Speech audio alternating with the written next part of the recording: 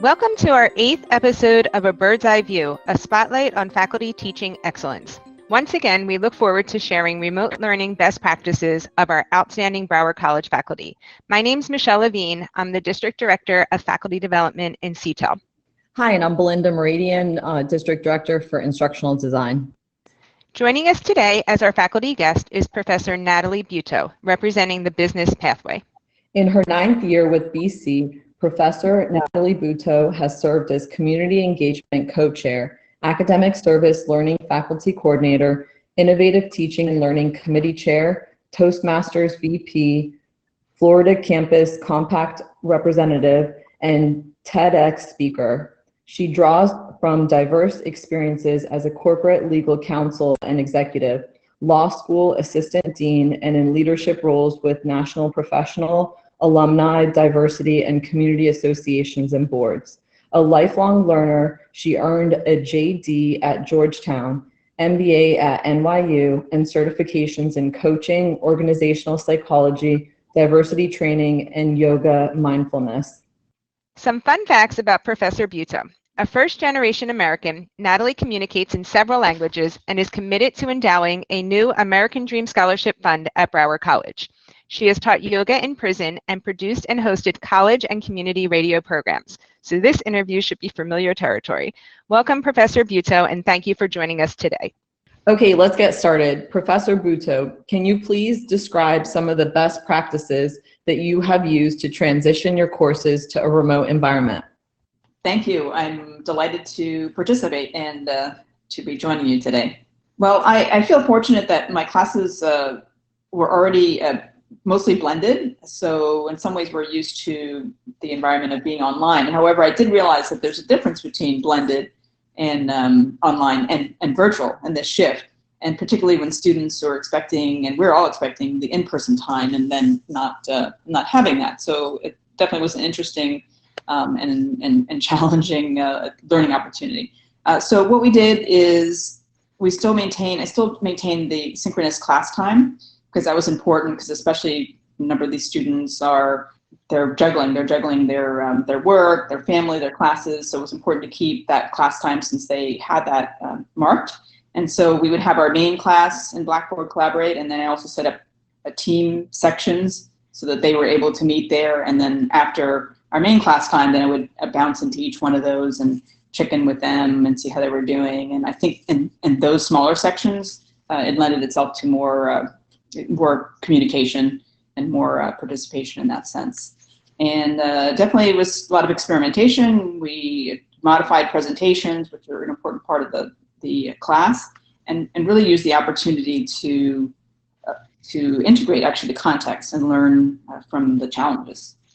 And then something else as well is I have over the years maintained a professor Facebook page, and I started that a while ago, and essentially the idea has been and has continued is it's a way for students, either between classes or during classes, or even students who graduate or colleagues, a way to stay connected. And I post pictures of commencement, of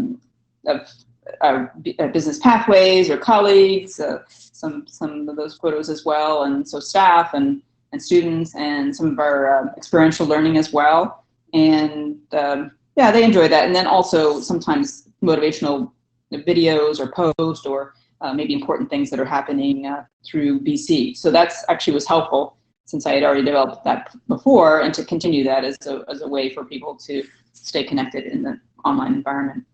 That's excellent. I know we talked about some other professors who are maintaining Facebook pages and are really using that as a way to connect with their students via social media. And this is something that I have yet to do, but it looks like such an amazing way to get information to your students as well as to connect with them.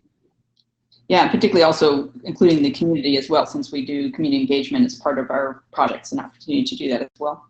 Thanks so much for sharing some of those strategies with us, Natalie. And I love the idea how you said about experimentation, because I think sometimes it's important to know that we need to be agile and to be willing to adapt and change as needed, especially in times like this where things are so uncertain. So As you know, I'm one of the leads of the Broward Up Service Learning Commission, and we have been so impressed with the work that you are doing in this area. Can you please describe some of the service learning projects that your students complete and how you have modified the projects in a remote environment? Sure. Service learning is definitely an area that I'm passionate about, and community engagement more broadly. And it's, even though I started doing this really about 8 years ago initially, and it's grown over time and is adapted over time, and also then has I've incorporated social entrepreneurship, which really is bringing together the idea of entrepreneurs and business and doing good. And I think that it's really an opportunity for students to integrate what they're learning over the course of their BAS degree in management and apply it in real world situations. And they tend to be more motivated because it's beyond the textbook. It's something that they're able to see the actual impact of. And there's a lot of flexibility in how they go about doing this. And so usually we'll have a few partners that I'll bring in, and then they can choose who to work with, and they essentially are devising their own project. So it's not as though, again, like a textbook where they have certain questions that they're answering, or it's a scenario. They actually are doing the interviews and the investigation to determine what would be a project that they're able to incorporate their learning, and that's also useful to the community partner. Now, I would say that, even though it's I've been doing this for a while, it's always different, and each time there are times that initially I think, oh goodness, is this gonna work? Because there seems like there are challenges otherwise, and then somehow just maintaining the faith and continuing and just going through it, it does work out. And of course, this time I wondered about it as well because of the context, and students did too. However, what we did, it actually worked out well in the sense that because the idea of the capstone class, and really a lot of what we're doing at BC is about the problem solving. It's about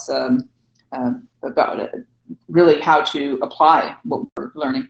So because of the context, we were able to integrate that and use that, okay, what that problem is, the context that we're facing, and how did we actually address that in this context. So some of the examples really over time have included developing marketing plans, doing marketing research, data collection, presentation kits, and for a lot of the organizations, some of the issues are similar, and that has to do with lack of, or wanting to have more funding or more awareness, and so maybe it's coming up with a business plan or a marketing plan. And again, the way we were able to adapt it was to incorporate the problem solving and the real life challenge that we are dealing with, and then to continue to include guests, and we did that in a virtual environment.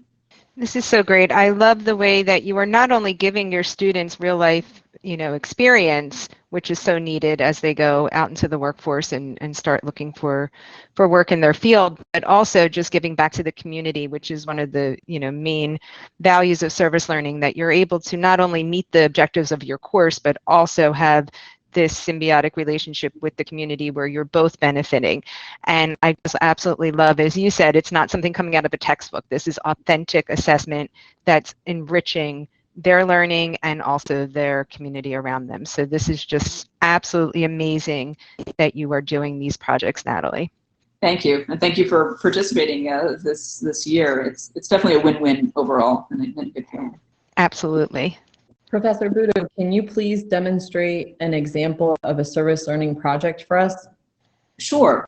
So in general, I think, as you all know, the idea of service learning is how to integrate the learning outcomes for the course and meaningful community service with reflection, so that there's a recognition of how it's being applied. And again, it does create this win-win situation where the students' learning is enriched, where the community is enriched, and oftentimes it actually causes reflection even beyond the course, and some students continue to be involved, or maybe it actually influences what they're thinking about in terms of their career, and opens up ideas. and additional connections for them. So some examples. So this term, we partnered actually last term as well with Broward Up.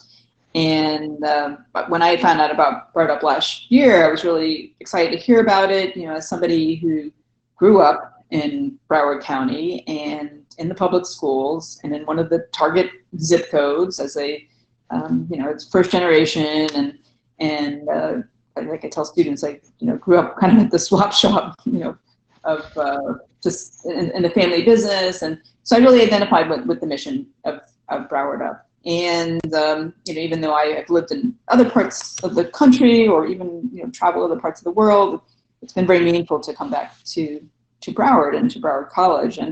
And so to me, it just seemed like a natural partnership. And unfortunately, Jennifer St. Louis has been great a partner, and then as well as you all too, the service learning team in working with us. And so this time, what they did was came up with a toolkit. So the way projects usually work, as I mentioned, is that there's kind of collaborative effort as far as what would be useful and what's can be accomplished during this time. And so Jennifer talked about this idea of careers, and so the students have built or worked on a presentation having to do with the job placement toolkit, because a lot of people were facing issues during this time of perhaps losing their jobs or having, you know, diminished hours, or, you know, maybe needing to consider you know, additional work options. And so this is something that, you know, they were really excited about, because they were able to identify with, you know, being members of the community as well, and maybe, you know, facing, you know, their own, you know, challenges too. And so this is like kind of a one-stop idea, was because people can go to different places online to learn about careers, but sometimes it's overwhelming. And so this was the idea of this, is to create something where they could learn about resumes and, you know, creating those and interview skills, and then also a kind of job listings or places that we're actually currently looking for, that are currently hiring. And I know, Michelle, you actually provided us with a good link along those lines as well too. So so that definitely has been meaningful, and I know it goes beyond the course, because I know the Broward Up team is still taking that into account and looking at ways to integrate that, as well as other projects that they're working on. And the nice thing is, because we have partnered, we continue to build on that each term. So that's been one of the examples. Last term, they also had worked on helping with their social media and enhancing that. And another partner that we had, you know, this term has been Zero Empty Spaces. So it's a nonprofit, and the idea is that there are places in Broward that are empty, like maybe office spaces or empty shops, and that may continue to be the case, unfortunately. However, the idea with this is, how do you utilize that space and then also help somebody maybe that's looking for space? And so what they do is create a partnership with artists to have them lease the space for a very reasonable amount, and then they're able to create their art and show their art. And then for the landlord, it brings more life and energy to that space. So again, it's creating that win-win situation. And in that case, the students they recognized, okay, there are certain challenges. Maybe they weren't able to physically go to some of those spaces, or maybe they had to drive by, or they also had ideas about, you know, collaborating with the school system and maybe doing educational tours. But then they started thinking more creatively, okay, how do we do this more virtually? And then looking for things like grants. And they did research on a CRM system, so a customer relations management, which is an important thing really for any business or any nonprofit, is how do you collect your contacts and your network and in a useful way so that you can communicate with them. So those are some of the projects this term that we worked on. That's phenomenal. And that job kit, honestly, that's something that all of our students could benefit from. If possible, I would like that so I can share it with my students. And I don't know if you've been in contact with the Career Center, but that's something you can partly partner with them as well, because it's just an excellent resource. Definitely, yeah, no, it does go beyond Broward Up, and that was one of the nice things about partnering with one of our BC organizations, Broward Up, is because Jennifer is also right in touch with career services, and so it's the kind of thing that benefits our current students, could be alumni, it's our community. It really is the possibilities are broad. Absolutely. Thank you so much. So no doubt, like most of us, Natalie, you've had both challenges and successes as we transition to remote learning. What has been your greatest challenge in the process to go remote? I think one of the greatest challenges were really just the student concerns. You know, I know a number of them because they do have the choices to do classes fully online, but they intentionally chose classes that had the in-person component. And particularly for a class like Capstone, so I teach other classes as well, you know, business law and ethics and leadership, and but particularly this class, because it's like the culminating class and it's one of or the last class that they take before graduation. There's a certain amount of celebration that happens, and you know, I really like to acknowledge them really from the first day of that class, in the sense of recognizing that many of them have really, it's been years to get to even that day and that moment, and to there's often a sense that they have, or people have, about what's next, you know, okay, graduation, or maybe graduate school, or next job. And I think it's so important to recognize that celebration, that moment of all that's been accomplished at that time. And they know that, you know, many of them, because they maybe have me over several courses, that I do hold students accountable and on things like due dates and on certain standards and everything. And so this class is an opportunity to really kind of, again, to acknowledge their accomplishments. However, you know, we were able to just do that, and do that more so in a virtual way. And so again, it was that adapting. So student presentations were definitely an area that had to be adapted as well. But yeah, really kind of the environment of knowing that it was a tough thing, that not just classes, but some, you know, some or many were also dealing with challenges in relating to work and family. And so it was an opportunity really to develop I think a deeper connection in some ways, or an opportunity really to listen and address those concerns, and yet still, of course, to be able to meet the requirements of the class. Yeah, that's very rewarding to be able to be there for their capstone course, knowing that, you know, you're going to be able to transition them to the next step. And then I'm sure most of them keep in touch with you, and you get to follow them through their journey, which is extremely, you know, that's one of the best parts of teaching. So that's really amazing that you get to be with them through that whole journey.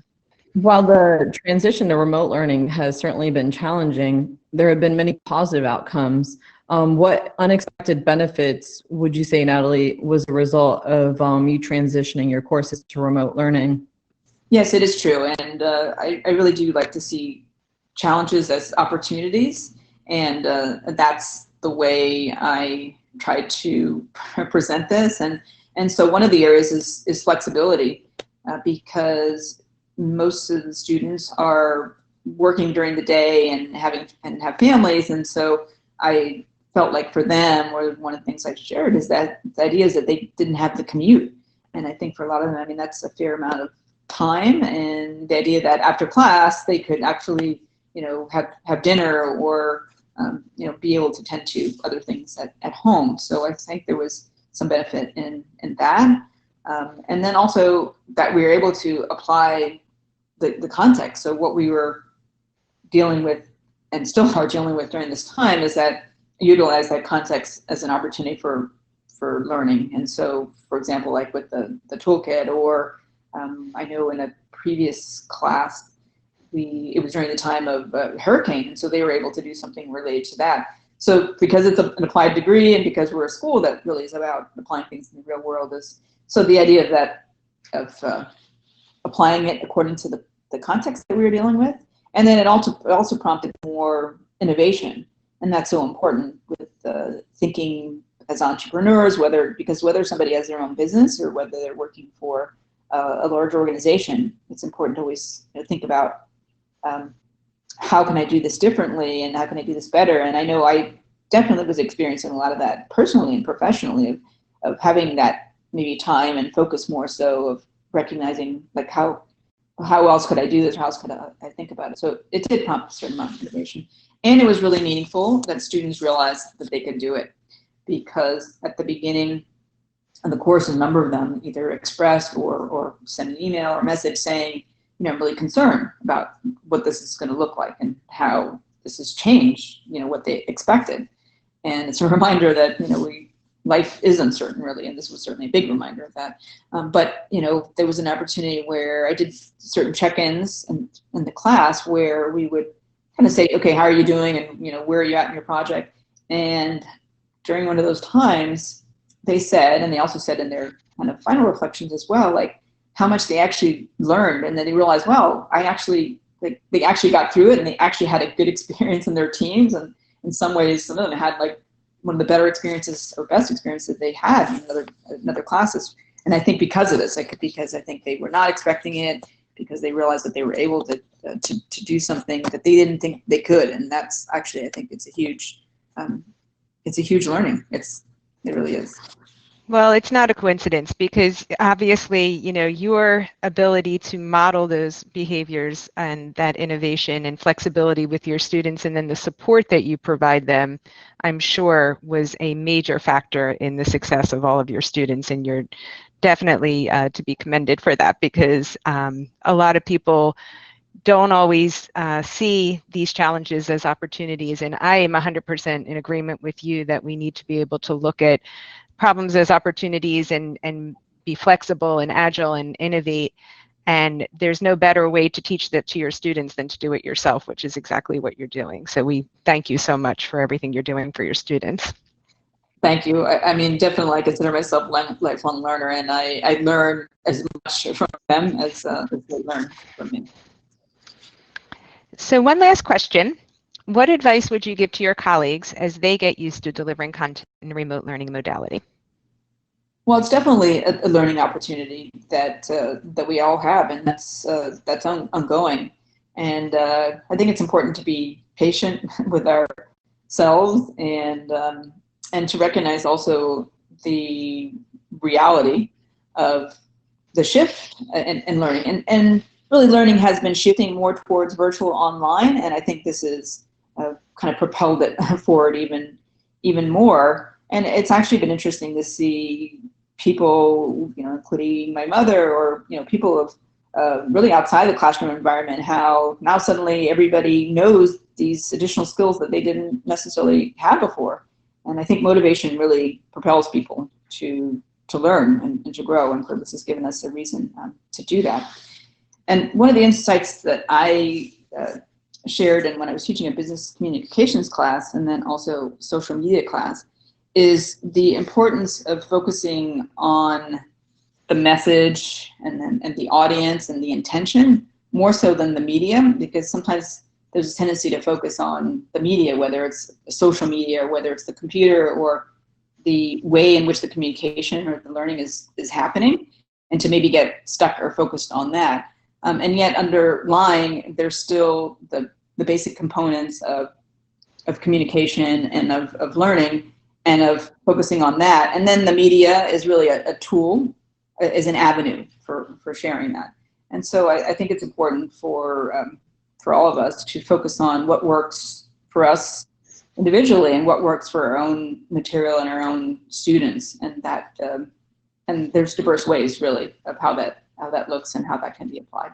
Yeah, that's excellent advice. I love that you say that really it's just a different mode. We're not changing the content or the message that we're sending to our students. We just had to adjust a little bit in the tools that we're using to do that.